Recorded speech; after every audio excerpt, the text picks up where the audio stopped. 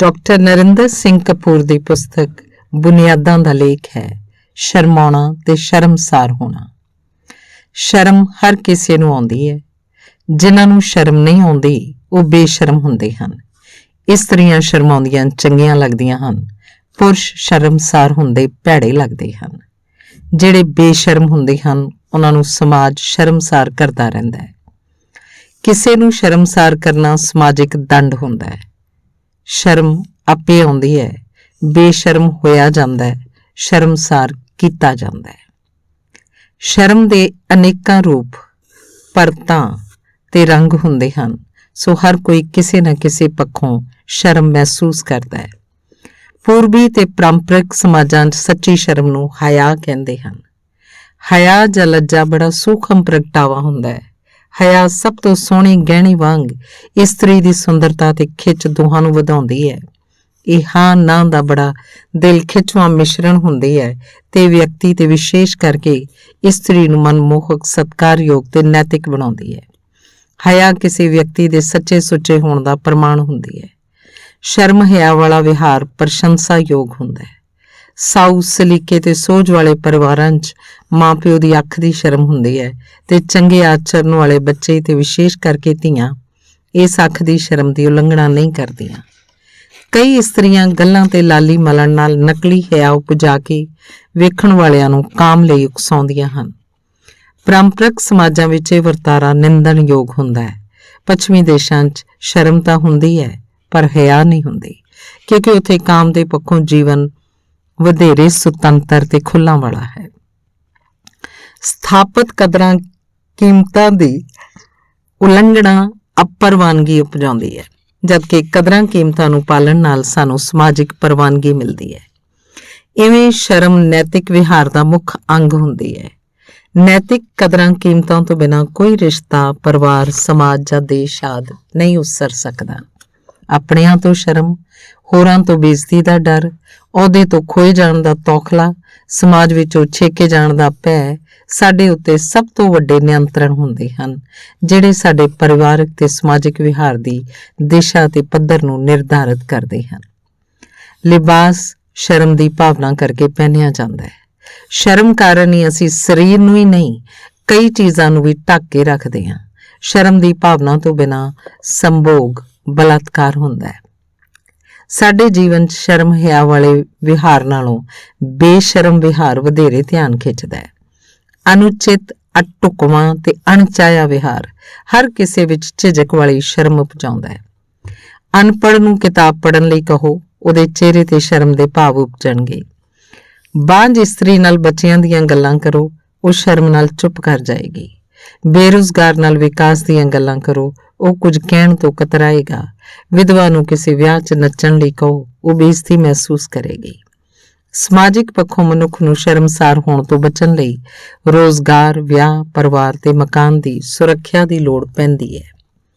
ਅਤ ਸਧਾਰਨ ਜੀਵਨ ਗੁਜ਼ਾਰਨ ਕਾਰਨ ਤੇ ਅਗਿਆਨਤਾ ਕਰਕੇ ਅਨਪੜ੍ਹ ਘੱਟ ਸ਼ਰਮ ਮਹਿਸੂਸ ਕਰਦੇ ਹਨ। ਪੇਂਡੂ ਵੀ ਘੱਟ ਸ਼ਰਮ ਮੰਨਦੇ ਹਨ, ਪਰ ਪੜ੍ਹੇ ਲਿਖੇ ਤੇ ਸ਼ਹਿਰੀ ਅੰਦਰੋਂ ਵਧੇਰੇ ਸ਼ਰਮ ਮਹਿਸੂਸ ਕਰਦੇ ਹਨ। ਪੁਰਸ਼ਾਂ ਨੂੰ ਘੱਟ ਤੇ ਇਸਤਰੀਆਂ ਨੂੰ ਵਧੇਰੇ ਸ਼ਰਮ ਆਉਂਦੀ ਹੈ।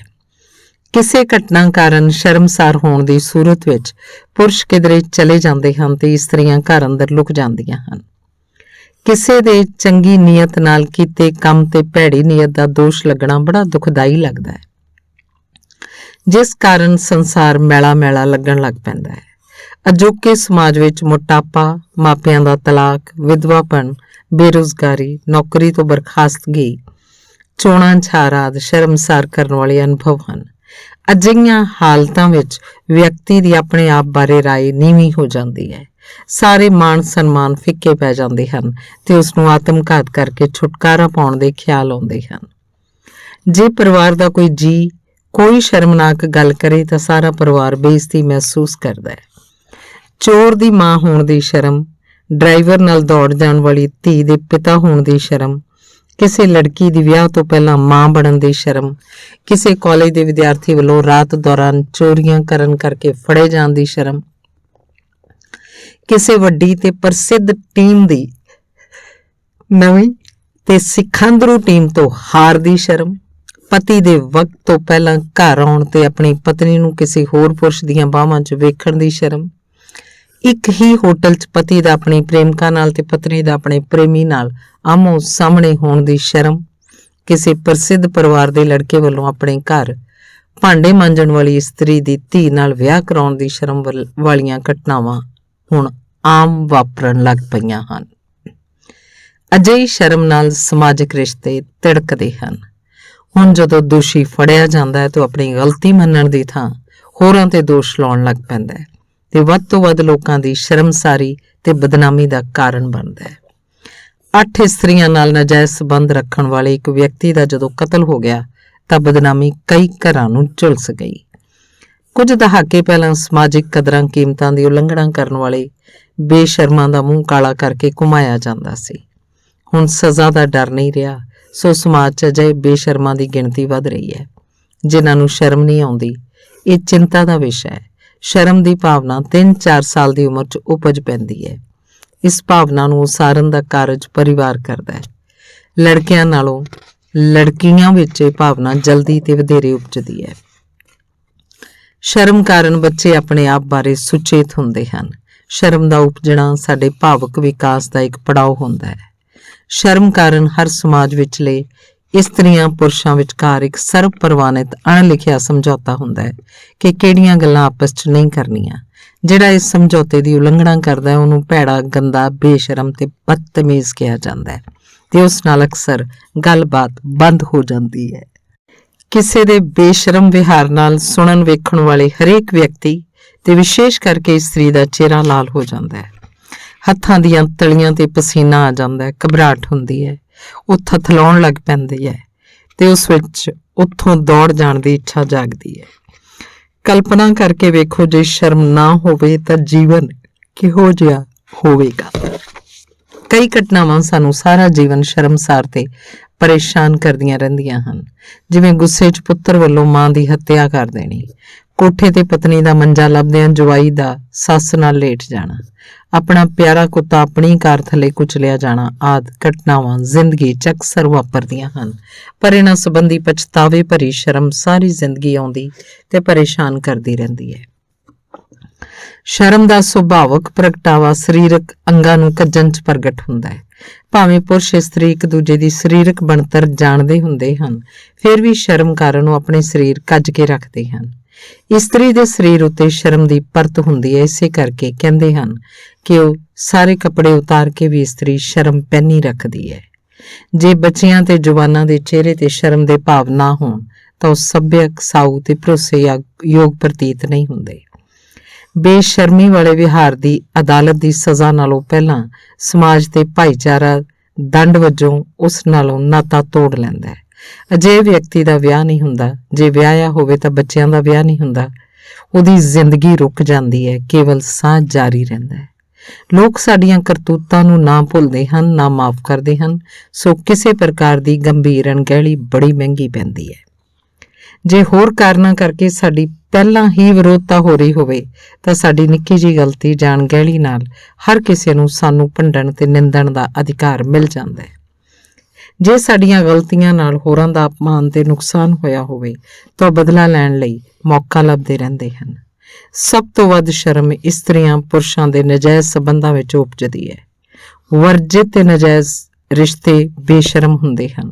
ਆਪਣੀਆਂ ਕਾਮੁਕ ਅਤ੍ਰਿਪਤੀਆਂ ਕਾਰਨ ਅਸੀਂ ਦੂਜਿਆਂ ਦੇ ਕਾਮੁਕ ਵਿਹਾਰ 'ਚ ਵਧੇਰੇ ਦਿਲਚਸਪੀ ਲੈਂਦੇ ਹਾਂ। ਹੁਣ ਭ੍ਰਿਸ਼ਟਾਚਾਰ ਗੱਲਬਾਤ ਦਾ ਇੱਕ ਮਾਤਰ ਵਿਸ਼ਾ ਨਹੀਂ ਰਿਹਾ।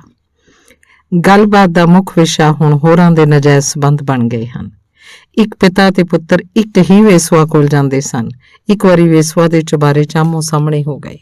ਉਹਨਾਂ ਨੇ ਇੱਕ ਦੂਜੇ ਨੂੰ ਕਿਹਾ ਕੁਛ ਨਾ, ਪਰ ਜੀਵਨ ਭਰ ਉਹ ਦੋਵੇਂ ਸ਼ਰਮਸਾਰ ਹੁੰਦੇ ਰਹੇ ਤੇ ਦੋਹਾਂ ਦੀਆਂ ਨਜ਼ਰਾਂ ਜੀਵਨ ਭਰ ਨੀਵੀਆਂ ਹੀ ਰਹੀਆਂ। ਇੱਕ ਵਾਰੀ ਇੱਕ ਲੜਕੇ ਨੇ ਨੰਗੀਆਂ ਤਸਵੀਰਾਂ ਵਾਲਾ ਮੈਗਜ਼ੀਨ ਆਪਣੇ ਬੈਗ 'ਚ ਲੁਕਾਇਆ ਹੋਇਆ ਸੀ। ਬੈਗ 'ਚੋਂ ਕੁਝ ਲੱਭਦਿਆਂ ਭੈਣ ਨੇ ਮੈਗਜ਼ੀਨ ਕੱਢਿਆ, ਵੇਖਿਆ ਤੇ ਵੇਖ ਕੇ ਉੱਥੇ ਹੀ ਰੱਖ ਦਿੱਤਾ। ਭਰਾ ਨੇ ਸਮਝਿਆ ਦੂਜੇ ਭਰਾ ਨੇ ਵੇਖਿਆ। ਉਹ ਉਸ ਨੂੰ ਬੈਗ ਫਰੋਲਣ ਕਾਰਨ ਗਾਲਾਂ ਕੱਢ ਰਿਹਾ ਸੀ, ਪਰ ਕੋਲ ਚੁੱਪ ਖਲੋਤੀ ਭੈਣ ਨੂੰ ਸ਼ਰਮ ਆ ਰਹੀ ਸੀ। ਕੁਝ ਭੈੜਾ ਕਰਦਿਆਂ ਫੜੇ ਜਾਣ ਤੇ ਇੰਝ ਲੱਗਦਾ ਜਿਵੇਂ ਅਚਾਨਕ ਨੰਗੇ ਹੋ ਗਏ ਹੋਈਏ। ਪ੍ਰੇਮੀ ਨਾਲ ਮਿਲ ਕੇ ਪਤੀ ਦਾ ਕਤਲ ਕਰਨਾ ਜਾਂ ਕਿਸੇ ਬਾਲੜੀ ਨਾਲ ਬਲਾਤਕਾਰ ਆਦਿ ਕਰਨਾ ਅਜਿਹੇ ਕਾਰਨ ਹਨ ਜਿਹੜੇ ਸਜ਼ਾ ਭੁਗਤਣ ਉਪਰੰਤ ਵੀ ਸ਼ਰਮਸਾਰ ਕਰਦੇ ਰਹਿੰਦੇ ਹਨ। ਇੱਕ ਪਿਤਾ ਬਿਮਾਰ ਸੀ। ਬੇਸ਼ਰਮ ਪੁੱਤਰ ਨੇ ਸੋਚਿਆ ਜੇ ਪਿਤਾ ਜੀ ਚਲਾਣਾ ਕਰ ਜਾਣ ਤਾਂ ਉਹਨਾਂ ਦਾ ਕਮਰਾ ਉਹਨੂੰ ਮਿਲ ਜਾਏਗਾ। ਇੱਕ ਵਾਰੀ ਦੋ ਭਰਾਵਾਂ ਦਾ ਦੋ ਭੈਣਾਂ ਨਾਲ ਇੱਕ ਹੀ ਦਿਨ ਵਿਆਹ ਹੋਇਆ। ਦੋਵਾਂ ਭੈਣਾਂ ਨੇ ਇੱਕੋ ਜਿਹੇ ਕੱਪੜੇ ਪਹਿਨੇ ਹੋਏ ਸੀ ਤੇ ਘੁੰਡ ਕੱਢੇ ਹੋਏ ਸੀ। ਵੱਡਾ ਭਰਾ ਚਲਾਕ ਸੀ, ਛੋਟਾ ਸਿੱਧਾ ਸਾਦਾ ਸੀ, ਪਰ ਵੱਡੇ ਭਰਾ ਦੀ ਪਤਨੀ ਸਧਾਰਨ ਸ਼ਕਲ ਸੂਰਤ ਵਾਲੀ ਤੇ ਛੋਟੇ ਦੀ ਪਤਨੀ ਸੋਹਣੀ ਸੀ। ਘਰ 'ਚ ਦਾਖਲ ਹੋਣ ਵੇਲੇ ਵੱਡੇ ਨੇ ਛੋਟੀ ਦੀ ਪਤਨੀ ਨੂੰ ਆਪਣੀ ਬਣਾ ਲਿਆ ਤੇ ਜਦੋਂ ਰਾਤ ਨੂੰ ਛੋਟਾ ਭਰਾ ਆਪਣੀ ਬਦਲੀ ਗਈ ਪਤਨੀ ਨੂੰ ਮਿਲਿਆ ਤਾਂ ਉਸ ਇਸਤਰੀ ਨੇ ਕਿਹਾ, ਮੈਨੂੰ ਹੱਥ ਨਾ ਲਾ, ਤੇਰੀ ਪਤਨੀ ਨਾਲ ਤੇਰਾ ਭਰਾ ਲੇਟਿਆ ਹੋਇਆ ਹੈ। ਛੋਟਾ ਭਰਾ ਆਪਣੇ ਸਿੱਧੜ ਸੁਭਾਅ ਕਾਰਨ ਸਾਰੀ ਰਾਤ ਸਰਦੀ ਦੇ ਬਾਵਜੂਦ ਕਮਰੇ ਤੋਂ ਬਾਹਰ ਫਰਸ਼ ਤੇ ਚੁੱਪ ਕਰਕੇ ਬੈਠਾ ਰਿਹਾ ਤੇ ਸਵੇਰ ਹੋਣ ਤੇ ਘਰੋਂ ਚਲਾ ਗਿਆ ਤੇ ਨੇੜੇ ਵਗਦੀ ਵੱਡੀ ਨਹਿਰ 'ਚ ਛਾਲ ਮਾਰ ਕੇ ਮਰ ਗਿਆ। ਕਿਸੇ ਨੂੰ ਪਤਾ ਨਹੀਂ ਸੀ ਕਿ ਕਿਹੜੀ ਭੈਣ ਵਿਧਵਾ ਹੋਈ ਸੀ, ਪਰ ਵੱਡਾ ਭਰਾ ਸ਼ਰਮਸਾਰ ਸੀ। ਪਰਿਵਾਰ 'ਚ ਪਿਤਾ ਵਿੱਚ ਸ਼ਰਮ ਦੀ ਭਾਵਨਾ ਧੀ ਉਪਜਾਉਂਦੀ ਹੈ। ਧੀ ਹੀ ਪੁਰਸ਼ ਵਿੱਚ ਪਿਤਾ ਵਾਲੇ ਗੁਣ ਉਪਜਾਉਂਦੀ ਹੈ। ਘਰ 'ਚ ਵਿਆਹੀ ਧੀ ਆਈ ਹੋਵੇ ਤਾਂ ਹਿਆ ਆ ਜਾਂਦੀ ਹੈ। ਹਰ ਕਿਸੇ ਦਾ ਵਿਹਾਰ ਚੰਗਾ, ਸਾਊ ਤੇ ਸਹੀ ਹੋ ਜਾਂਦਾ ਹੈ। ਹਰ ਕੋਈ ਸ਼ਰਮ ਦੇ ਘੇਰੇ 'ਚ ਵਿਚਰਦਾ ਹੈ। ਇਸੇ ਕਰਕੇ ਕਿਹਾ ਜਾਂਦਾ ਹੈ ਕਿ ਹਰੇਕ ਸਮਾਜ 'ਚ ਇਸਤਰੀ ਹੀ ਪੁਰਸ਼ ਦਾ ਮਾਣ, ਸਨਮਾਨ ਤੇ ਈਮਾਨ ਹੁੰਦੀ ਹੈ। ਜਿਹੜਾ ਪੁਰਸ਼ ਆਪਣੀ ਇਸਤਰੀ ਦੀ ਦੇਖਭਾਲ ਤੇ ਉਹਦੀ ਇੱਜ਼ਤ ਆਬਰੂ ਦੀ ਰੱਖਿਆ ਨਹੀਂ ਕਰ ਸਕਦਾ, ਉਹਦਾ ਅਪਮਾਨ ਹੁੰਦਾ ਹੈ। ਇੱਕ ਵਾਰੀ ਇੱਕ ਵਿਅਕਤੀ ਦੀ ਪਤਨੀ ਉਹਦੀ ਹਰ ਵੇਲੇ ਸ਼ਰਾਬ ਪੀਣ ਦੀ ਆਦਤ ਕਾਰਨ ਉਹਨੂੰ ਛੱਡ ਗਈ। ਜਦੋਂ ਵੀ ਵਿਅਕਤੀ ਕਿਸੇ ਪਰਿਵਾਰਕ ਸਮਾਗਮ 'ਚ ਆਪਣੇ ਭਰਾਵਾਂ ਨੂੰ ਕੋਈ ਸਲਾਹ ਦਿੰਦਾ ਸੀ ਤਾਂ ਉਹ ਕਿਹਾ ਕਰਦੇ ਸਨ, ਤੇਰੇ ਤੋਂ ਆਪਣੀ ਜਨਾਨੀ ਤਾਂ ਸੰਭੀ ਨਹੀਂ ਗਈ, ਸਾਨੂੰ ਉਪਦੇਸ਼ ਦੇ ਰਿਹਾ। ਉਹ ਸ਼ਰਮਸਾਰ ਹੋ ਕੇ ਚੁੱਪ ਕਰ ਜਾਂਦਾ ਸੀ। ਇੱਕ ਵਾਰੀ ਇੱਕ ਵਿਅਕਤੀ ਨੇ ਆਪਣੇ ਘਰ 'ਚ ਆਪਣੇ ਨਵੇਂ ਅਹੁਦੇ ਦੀ ਖੁਸ਼ੀ ਮਨਾਉਣ ਲਈ ਬੁਲਾਏ ਬਾਹਰਲੇ ਦੋਸਤਾਂ ਨਾਲ ਸ਼ਰਾਬ ਪੀਤੀ ਤੇ ਪਤਨੀ ਦੇ ਬਾਰ-ਬਾਰ ਰੋਕਣ ਦੇ ਬਾਵਜੂਦ ਵਧੇਰੇ ਸ਼ਰਾਬ ਪੀ ਲਈ। ਇਸ ਹਾਲਤ ਵਿੱਚ ਉਹਨੇ ਆਪਣੀ ਪਤਨੀ ਨੂੰ ਕਿਹਾ ਕਿ ਉਹ ਉਸਦੇ ਦੋਸਤਾਂ ਨੂੰ ਕਾਰ 'ਚ ਉਹਨਾਂ ਦੇ ਘਰ ਛੱਡ ਆਵੇ। ਅਗਲੀ ਸਵੇਰ ਨੂੰ ਉਹਦੀ ਪਤਨੀ ਉਹਨੂੰ ਛੱਡ ਗਈ। ਇਸ ਘਟਨਾ ਦਾ ਹਵਾਲਾ ਦੇ ਕੇ ਹਰ ਕੋਈ ਪਤੀ ਨੂੰ ਸ਼ਰਮਸਾਰ ਕਰਨ ਲੱਗ ਪਿਆ। ਸ਼ਰਮਸਾਰ ਹੋਣ ਦੇ ਅਨੇਕਾਂ ਆਧਾਰ ਹੋ ਸਕਦੇ ਹਨ, ਜਿਵੇਂ ਵਿਆਹ ਨਾ ਹੋਣਾ, ਗਬਨ ਕਾਰਨ ਨੌਕਰੀ 'ਚੋਂ ਕੱਢੇ ਜਾਣਾ, ਕਿਸੇ ਦੇ ਨਾਂ ਦਾ ਹਾਸੋਹੀਣਾ ਹੋਣਾ, ਪਾਗਲਖਾਨੇ ਦਾਖਲ ਰਹੇ ਹੋਣਾ, ਕੈਦ ਕੱਟਣੀ, ਵਰਜਿਤ ਰਿਸ਼ਤਾ ਉਸਾਰਨਾ, ਪ੍ਰੀਖਿਆ 'ਚ ਨਕਲ ਮਾਰਦੇ ਫੜੇ ਜਾਣਾ, ਪਿੰਡ 'ਚ ਕੋਈ ਅੱਲ ਪੈ ਜਾਣੀ ਆਦਿ। ਸਮਾਜ ਦੇ ਲਗਭਗ 10% ਲੋਕ ਕਿਸੇ ਨਾ ਕਿਸੇ ਪੱਖੋਂ ਕਿਸੇ ਵੇਲੇ ਜੀਵਨ 'ਚ ਬਹੁਤ ਸ਼ਰਮਸਾਰ ਹੋਏ ਹੁੰਦੇ ਹਨ ਜਾਂ ਹੋ ਰਹੇ ਹੁੰਦੇ ਹਨ। ਹਰੇਕ ਵਿਅਕਤੀ ਆਪਣੇ ਜੀਵਨ 'ਚ ਕਦੇ ਨਾ ਕਦੇ ਸ਼ਰਮਸਾਰ ਹੁੰਦਾ ਹੈ। ਸ਼ਰਮਸਾਰ ਹੋਣ ਦਾ ਅਨੁਭਵ ਪ੍ਰਗਟਾਉਣਾ ਮੁਸ਼ਕਿਲ ਹੁੰਦਾ ਹੈ। ਜ਼ਿੰਦਗੀ ਦੀਆਂ ਕਈ ਘਟਨਾਵਾਂ ਅਜਿਹੀਆਂ ਹੁੰਦੀਆਂ ਹਨ ਜਿਹੜੀਆਂ ਆਪ ਯਾਦ ਕਰਨ ਜਾਂ ਕਿਸੇ ਨੂੰ ਦੱਸਣ ਦੀ ਹਿੰਮਤ ਨਹੀਂ ਹੁੰਦੀ। ਇੱਕ ਵਾਰੀ ਇੱਕ ਵਿਦਿਆਰਥਣ ਦੀਆਂ ਸਹੇਲੀਆਂ ਪ੍ਰਸਿੱਧ ਕਾਲਜ 'ਚ ਡਾਕਟਰੀ ਦੇ ਕੋਰਸ 'ਚ ਦਾਖਲ ਹੋ ਗਈਆਂ, ਪਰ ਉਹ ਰਹਿ ਗਈ। ਉਹਨੇ ਸ਼ਰਮ ਮਹਿਸੂਸ ਕੀਤੀ ਤੇ ਜ਼ਿੱਦ ਕਰਕੇ ਇੱਕ ਦੂਰ ਦੁਰਾਡੇ ਗੁੰਮਨਾਮ ਜਿਹੇ ਕਾਲਜ ਵਿੱਚੋਂ ਉਹ ਡਾਕਟਰੀ ਦੀ ਡਿਗਰੀ ਤਾਂ ਲੈ ਆਈ, ਪਰ ਸ਼ਰਮ ਤੇ ਝਿਜਕ ਕਾਰਨ ਉਸ ਵਿੱਚ ਕਿਸੇ ਦੇ ਸਾਹਮਣੇ ਹੋਣ ਦਾ ਸਾਹਸ ਜਾਂ ਰੋਜ਼ਗਾਰ ਲਈ ਇੰਟਰਵਿਊ ਦੇਣ ਦੀ ਹਿੰਮਤ ਨਹੀਂ ਸੀ। ਇੱਕ ਹੋਰ ਲੜਕੀ ਬੜੀ ਲਾਇਕ ਸੀ, ਹਰ ਪ੍ਰੀਖਿਆ 'ਚ ਅੱਵਲ ਆਉਂਦੀ ਸੀ। ਅੰਤਿਮ ਪ੍ਰੀਖਿਆ ਵੇਲੇ ਦੂਜੀ ਲੜਕੀ ਉਹ ਤੋਂ ਕੇਵਲ 3 ਨੰਬਰ ਪਿੱਛੇ ਸੀ। ਅੱਵਲ ਆਉਣ ਵਾਲੀ ਲੜਕੀ ਆਪਣਾ ਅੱਵਲ ਆਉਣਾ ਪੱਕਾ ਕਰਨ ਵਾਸਤੇ ਅੰਤਿਮ ਪ੍ਰੀਖਿਆ 'ਚ ਪਰਚੀ ਤੋਂ ਨਕਲ ਮਾਰਦੀ ਪਕੜੀ ਗਈ। ਸਾਰੇ ਕਹਿਣ ਲੱਗ ਪਏ ਕਿ ਇਹ ਪਹਿਲਾਂ ਵੀ ਨਕਲ ਮਾਰ ਕੇ ਅੱਵਲ ਆਉਂਦੀ ਰਹੀ ਹੈ। ਉਹ ਲੜਕੀ ਗੁਆਚ ਹੀ ਗਈ, ਪਤਾ ਹੀ ਨਾ ਲੱਗਿਆ ਉਹ ਕਿੱਥੇ ਗਈ। ਇੱਕ ਵਿਅਕਤੀ ਲੰਮਾ ਅਰਸਾ ਪਾਗਲਖਾਨੇ ਰਿਹਾ ਸੀ। ਇੱਕ ਸਮਾਗਮ ਤੇ ਉਹਨੇ ਆਪਣੇ ਡਾਕਟਰ ਨੂੰ ਇਸ ਸ਼ਰਮ ਕਾਰਨ ਪਛਾਣਿਆ ਹੀ ਨਾ ਤਾਂ ਕਿ ਉੱਥੇ ਹਾਜ਼ਰ ਲੋਕਾਂ ਨੂੰ ਉਹਦੇ ਪਾਗਲ ਹੋਣ ਦਾ ਪਤਾ ਨਾ ਲੱਗ ਜਾਏ। ਇੱਕ ਵਾਰੀ ਹੋਸਟਲ 'ਚ ਸ਼ਰਾਰਤੀ ਕੁੜੀਆਂ ਦੀ ਆਪਣੇ ਕਮਰੇ ਤੋਂ ਗੁਸਲਖਾਨੇ ਤੱਕ ਨੰਗਿਆਂ ਜਾਣ ਦੀ ਸ਼ਰਤ ਲੱਗੀ। ਜਦੋਂ ਚੌਥੀ ਲੜਕੀ ਹੱਥ 'ਚ ਤੌਲੀਆ ਫੜੀ ਜਾ ਰਹੀ ਸੀ ਤਾਂ ਅੱਗੋਂ ਹੋਸਟਲ ਦਾ ਚੌਕੀਦਾਰ ਆ ਗਿਆ। ਉਹ ਲੜਕੀ ਤੌਲੀਏ ਨਾਲ ਚਿਹਰਾ ਲੁਕਾ ਕੇ ਮੂੰਹ ਦੂਜੇ ਪਾਸੇ ਹੋਣ ਕਰਕੇ ਅੰਦਰ ਵੱਲ ਜਾਣ ਦੀ ਬਜਾਏ ਗਲਤੀ ਨਾਲ ਬਾਹਰ ਵੱਲ ਦੌੜ ਗਈ ਤੇ ਪਛਾਣੀ ਗਈ। ਇਸ ਨਿੱਕੀ ਜਿਹੀ ਅਣਗਹਿਲੀ ਕਾਰਨ ਉਹਦਾ ਪੜ੍ਹਨਾ ਹੀ ਮੁੱਕ ਗਿਆ। ਕਈ ਵਿਅਕਤੀ ਆਪਣੀ ਕਿਸੇ ਹਰਕਤ ਤੋਂ ਸ਼ਰਮਸਾਰ ਹੋਣ ਕਾਰਨ ਕਾਲਜ, ਹੋਸਟਲ, ਮੁਹੱਲਾ, ਸ਼ਹਿਰ, ਦੇਸ਼ ਤੇ ਕਈ ਵਾਰ ਸੰਸਾਰ ਹੀ ਛੱਡ ਜਾਂਦੇ ਹਨ। ਬੱਚਿਆਂ ਨੂੰ ਬੱਚਿਆਂ 'ਚ ਸ਼ਰਮ ਨਹੀਂ ਆਉਂਦੀ, ਇਸਤਰੀਆਂ ਨੂੰ ਇਸਤਰੀਆਂ 'ਚ ਤੇ ਪੁਰਸ਼ਾਂ ਨੂੰ ਪੁਰਸ਼ਾਂ 'ਚ ਵਿਚਰਦਿਆਂ ਸ਼ਰਮ ਘੱਟ ਆਉਂਦੀ ਹੈ। ਕਈ ਗੱਲਾਂ ਸੋਚਣ 'ਚ ਸ਼ਰਮ ਨਹੀਂ ਆਉਂਦੀ, ਪਰ ਕਹਿਣ ਪ੍ਰਗਟਾਉਣ 'ਚ ਆਉਂਦੀ ਹੈ। ਕਈ ਗੱਲਾਂ ਤੇ ਸ਼ਰਮ ਦੇ ਨਾਲ ਹਾਸਾ ਵੀ ਆਉਂਦਾ ਹੈ। ਇੱਕ ਵਿਅਕਤੀ ਕਿਸੇ ਨੂੰ ਗਲਤ ਗੱਡੀ ਚੜਾ ਆਇਆ ਤੇ ਇਸ ਗੱਲ ਦੀ ਸ਼ਰਮ ਵੀ ਮਹਿਸੂਸ ਕਰਦਾ ਰਿਹਾ ਤੇ ਆਪਣੀ ਮੂਰਖਤਾ ਤੇ ਹੱਸਦਾ ਵੀ ਰਿਹਾ। ਜੇ ਸੰਸਾਰ ਸਾਡੇ ਚੰਗੇ ਕਹੇ ਜਾਂਦੇ ਕਾਰਜਾਂ ਪਿੱਛੇ ਸਾਡੇ ਅਸਲੀ ਇਰਾਦੇ ਵੇਖ ਲਏ ਤਾਂ ਅਸੀਂ ਸ਼ਰਮਸਾਰ ਹੀ ਹੋਵਾਂਗੇ। ਹਰੇਕ ਵਿਅਕਤੀ ਜਿੰਨਾ ਭੈੜਾ ਜਾਂ ਨੀਵਾਂ ਸੋਚਦਾ ਹੈ ਉਨਾ ਕੁਝ ਉਹ ਕਰਦਾ ਨਹੀਂ, ਕਿਉਂਕਿ ਆਪਣੀਆਂ ਸੋਚਾਂ ਤੇ ਉਹਨੂੰ ਅਕਸਰ ਸ਼ਰਮ ਆਉਂਦੀ ਹੈ। ਜਦੋਂ ਚਰਿੱਤਰ ਜਾਂ ਵਰਤੋਂ ਵਿਹਾਰ ਦੀ ਗੱਲ ਕੀਤੀ ਜਾਂਦੀ ਹੈ ਤਾਂ ਸ਼ਰਮ ਦੇ ਪੱਖ ਨੂੰ ਧਿਆਨ 'ਚ ਰੱਖਿਆ ਜਾਂਦਾ ਹੈ। ਆਪਣੇ ਤੋਂ ਉੱਚਿਆਂ ਨਾਲ ਵਰਤਦਿਆਂ ਅਸੀਂ ਸ਼ਰਮ ਦੇ ਪੱਖੋਂ ਵਧੇਰੇ ਸਾਵਧਾਨ ਰਹਿੰਦੇ ਹਾਂ। ਪਰਿਵਾਰ ਸਾਨੂੰ ਸਮਾਜ ਵਿੱਚ ਸ਼ਰਮਸਾਰ ਹੋਣ ਤੋਂ ਬਚਾਉਂਦਾ ਹੈ ਤੇ ਇਹ ਸਾਡੀਆਂ ਘਾਟਾਂ ਤੇ ਨੁਕਸ ਢੱਕਦਾ ਰਹਿੰਦਾ ਹੈ। ਜਿਸ ਨੂੰ ਸ਼ਰਮ ਨਹੀਂ ਆਉਂਦੀ ਉਹਦੀ ਆਤਮਾ ਵੀ ਨਹੀਂ ਹੋਏਗੀ। ਲੜਾਈ ਤੇ ਝਗੜੇ 'ਚ ਸ਼ਰਮ ਨਹੀਂ ਆਉਂਦੀ। ਸਵਾਰਥ, ਰਾਜਨੀਤੀ ਤੇ ਦੌਲਤ ਬੇਸ਼ਰਮ ਹੁੰਦੀਆਂ ਹਨ। ਤਲਾਕ ਦਾ ਮੁਕੱਦਮਾ ਸ਼ਰਮ ਲਾ ਕੇ ਹੀ ਲੜਿਆ ਜਾ ਸਕਦਾ ਹੈ। ਜਿਨ੍ਹਾਂ ਪੁਸਤਕਾਂ ਨੂੰ ਅਸ਼ਲੀਲ ਕਿਹਾ ਜਾਂਦਾ ਹੈ ਉਹ ਸਥਾਪਿਤ ਕਦਰਾਂ, ਕੀਮਤਾਂ, ਪਰੰਪਰਾਂ ਤੇ ਸਮਾਜ ਨੂੰ ਸ਼ਰਮਸਾਰ ਕਰਦੀਆਂ ਪ੍ਰਤੀਤ ਹੁੰਦੀਆਂ ਹਨ। ਸ਼ਰਮ ਕਾਰਨ ਕਈ ਲੋਕ ਤੈਰਾਕੀ ਨਹੀਂ ਸਿੱਖਦੇ ਕਿਉਂਕਿ ਉਹ ਲੋਕਾਂ ਸਾਹਮਣੇ ਨੰਗੇ ਨਹੀਂ ਹੋਣਾ ਚਾਹੁੰਦੇ। ਕੱਪੜੇ ਲਾ ਕੇ ਖੇਡੀਆਂ ਜਾਣ ਵਾਲੀਆਂ ਕਬੱਡੀ ਤੇ ਕੁਸ਼ਤੀ ਆਦਿ ਖੇਡਾਂ ਨੂੰ ਇਸਤਰੀਆਂ ਸ਼ਰਮ ਕਾਰਨ ਪਸੰਦ ਨਹੀਂ ਕਰਦੀਆਂ। ਜੇ ਇਸਤਰੀ ਕਿਸੇ ਪੁਰਸ਼ ਨੂੰ ਬੁਲਾਵੇ ਤੇ ਪੁਰਸ਼ ਨਾ ਜਾਵੇ ਤਾਂ ਪੁਰਸ਼ ਦੇ ਸਾਥੀ ਉਹਦਾ ਮਖੌਲ ਉਡਾ ਕੇ ਤੇ ਮਿਹਣੇ ਮਾਰ ਕੇ ਸ਼ਰਮਸਾਰ ਕਰਦੇ ਹਨ। ਪਤਨੀ ਦਾ ਰੋਣਾ ਪਤੀ ਨੂੰ ਤੇ ਪਤੀ ਦਾ ਰੋਣਾ ਪਤਨੀ ਨੂੰ ਸ਼ੋਭਾ ਨਹੀਂ ਦਿੰਦਾ। ਇਹ ਗੱਲ ਦੋਹਾਂ ਨੂੰ ਸ਼ਰਮਸਾਰ ਕਰਨ ਵਾਲੀ ਹੁੰਦੀ ਹੈ। ਫਰਾਂਸ ਤੇ ਇਟਲੀ ਵਿੱਚ ਜੇ ਇਸਤਰੀ ਨੂੰ ਇਕੱਲੀਆਂ ਵਿਚਰਨਾ ਤੇ ਸੌਣਾ ਪਏ ਤਾਂ ਇਹ ਪੁਰਸ਼ਾਂ ਲਈ ਸ਼ਰਮ ਵਾਲੀ ਗੱਲ ਮੰਨੀ ਜਾਂਦੀ ਹੈ।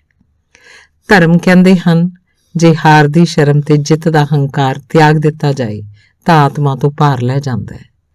ਧਾਰਮਿਕ ਵਿਅਕਤੀਆਂ ਉੱਤੇ ਸਮਾਜ ਵਿਹਾਰ ਦੇ ਬੰਧਨ ਵਧੇਰੇ ਲਾਉਂਦਾ ਹੈ, ਸੋ ਉਹਨਾਂ ਨੂੰ ਸਖਤ ਸ਼ਰਮ ਦੇ ਘੇਰੇ 'ਚ ਰਹਿਣਾ ਪੈਂਦਾ ਹੈ। ਪੁਜਾਰੀ ਦੇ ਸ਼ਰਾਬੀ ਹੋਣ ਜਾਂ ਭਾਈ ਵੱਲੋਂ ਕਿਸੇ ਇਸਤਰੀ ਨਾਲ ਸੰਬੰਧ ਉਸਾਰਨ ਜਾਂ ਮੁੱਲਾਂ ਵੱਲੋਂ ਕਿਸੇ ਦੀ ਬੀਵੀ ਨਾਲ ਦੌੜ ਜਾਣ ਆਦਿ ਜਿਹੀਆਂ ਵਿਹਾਰਕ ਉਲੰਘਣਾਵਾਂ ਮੁਆਫ ਜਾਂ ਨਜ਼ਰਅੰਦਾਜ਼ ਨਹੀਂ ਕੀਤੀਆਂ ਜਾਂਦੀਆਂ, ਕਿਉਂਕਿ ਇਹਨਾਂ ਕਾਰਨ ਧਰਮ ਤੇ ਧਾਰਮਿਕ ਵਿਅਕਤੀ ਦੀ ਮਾਨਤਾ ਨੂੰ ਠੇਸ ਲੱਗਦੀ ਹੈ। ਸ਼ਰਮ ਦੇ ਖੇਤਰ 'ਚ ਇਸਤਰੀ ਦੀ ਭੂਮਿਕਾ ਵਧੇਰੇ ਮਹੱਤਵਪੂਰਨ ਹੁੰਦੀ ਹੈ। ਇਸਤਰੀਆਂ 'ਚ ਕਿਸੇ ਨੂੰ ਸ਼ਰਮਸਾਰ ਕਰਨ ਦੀ ਘੱਟ ਤੇ ਸ਼ਰਮਸਾਰ ਹੋਣ ਦੀ ਪ੍ਰਵਿਰਤੀ ਵਧੇਰੇ ਹੁੰਦੀ ਹੈ।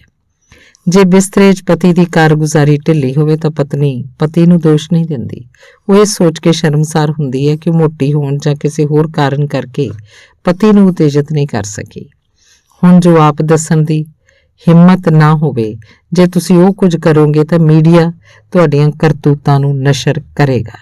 ਜੇ ਕੋਈ ਉਲੰਘਣਾ ਹੋ ਗਈ ਤਾਂ ਸਫਾਈਆਂ ਨਹੀਂ ਦੇਣੀਆਂ ਚਾਹੀਦੀਆਂ, ਕੋਈ ਨਹੀਂ ਮੰਨੇਗਾ, ਠੀਕ ਢੰਗ ਮਾਫੀ ਮੰਗਣਾ ਹੈ। ਅਜਿਹੀ ਹਾਲਤ 'ਚ ਚੁੱਪ ਹੋਣਾ ਤੇ ਕਿਧਰੇ ਚਲੇ ਜਾਣਾ ਚਾਹੀਦਾ ਹੈ। ਸ਼ਰਮ ਵਿੱਚੋਂ ਚੁੱਪ ਉਪਜਦੀ ਹੈ ਤੇ ਸ਼ਰਮ ਚੁੱਪ ਉਪਜਾਉਂਦੀ ਹੈ।